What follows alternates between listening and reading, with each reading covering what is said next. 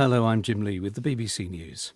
One of the towering figures of 20th century American literature, the novelist Philip Roth, has died at the age of 85. Here's Nick Hyam. Philip Roth started out as shocking and rather subversive. In 1969, his novel Portnoy's Complaint scandalised Middle America. It was a monologue supposedly delivered to his psychoanalyst by a lust-ridden, mother-addicted young Jewish bachelor. He went on to write novels that were often playful and surprising. In one, the narrator wakes to find he's been transformed into a giant breast. In another, the young Jewish diarist Anne Frank, who perished in the Holocaust, is apparently found living under an assumed name in America.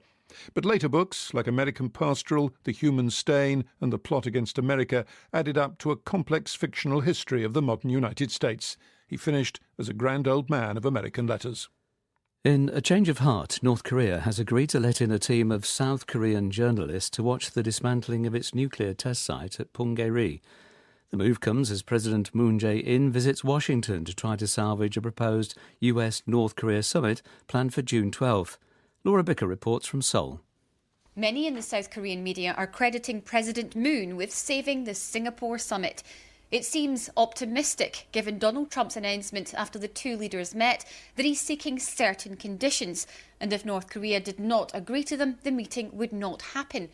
Pyongyang is critical of the deal on offer from the US. The state said it would not accept a one-sided proposal where it gives up its weapons in return for economic aid. But the chief press secretary of the presidential palace in Seoul said that both leaders would be doing their utmost to ensure the summit is held without disruption.